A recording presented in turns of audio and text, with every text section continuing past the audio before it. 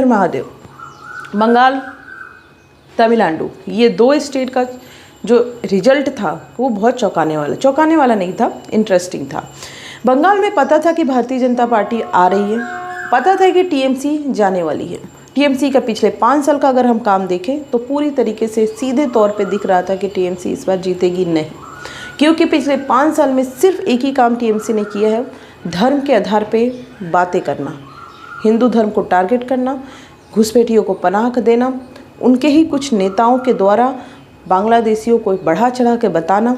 और दूसरी बात, सियानी घोष ने गाना तो बहुत अच्छा गाया, उसमें कोई डाउट नहीं है, बहुत ही अच्छा गाना गाया था। लेकिन क्या है ना, दिल में काबा नज़र में मदीना, ये भारत में नहीं चलेगा।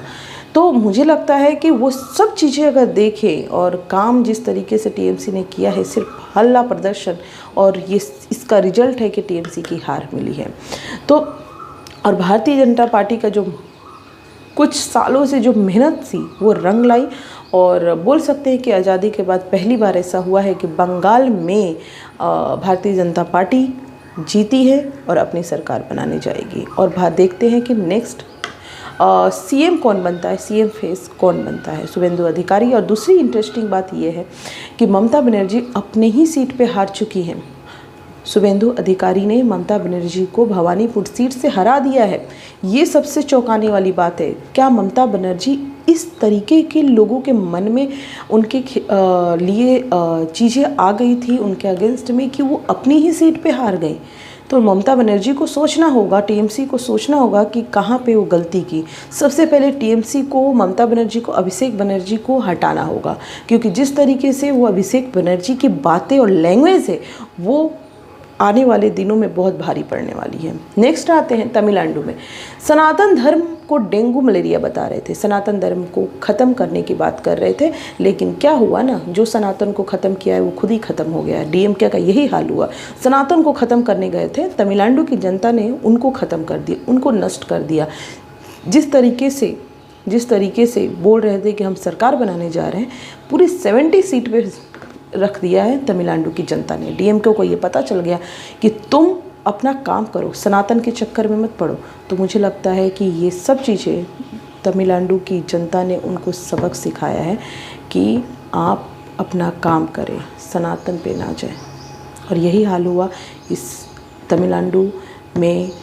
डीएमके की बुरी तरीके से हार हुई है। टीवी के विजय थालापति जिस तरीके से एक्शन दिखाते हैं, जिस तरीके से एक्टर हैं, अच्छी एक्टिंग करते हैं, वैसे ही अपनी वहाँ पे बोल सकते हैं कि सीट भी गेन किए हैं, राजनीति में भी अपना दबदबा बनाए हुए हैं। और टीवी के अच्छी सीट 108 सीट जीती है।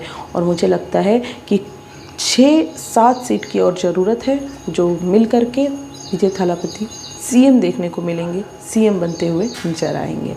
केरला में कांग्रेस ने अच्छा प्रदर्शन किया है। केरला ने, यूडीएफ ने अच्छा सीट गेन किया है। एलडीएफ की उतनी अच्छी सीट नहीं आई है, जो कि सबको ये अनुमान था। असम में फिर से हेमंत बिस्वा शर्मा पे विश्वास दिखाया है।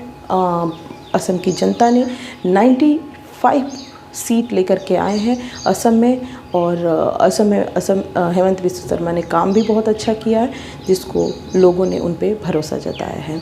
नेक्स्ट आते हैं पुडुचेरी, जहाँ पे एनडीए की सरकार बन रही है।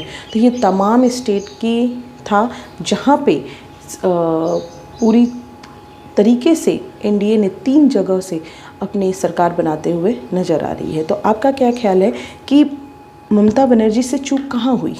आप मुझे कमेंट में बताएं। दूसरी बार डीएमके का तो नष्ट होना तय था। डीएमके जो ये सनातन को नष्ट करने वाले थे, वो खुद ही नष्ट होकर के रहे। आप उनका भी बताइए कि उनसे कहाँ चूक हुई, मुझे कमेंट करके ज़रूर बताएं। थैंक यू सो मच, मिलते हैं नेक्स्ट वीडियो।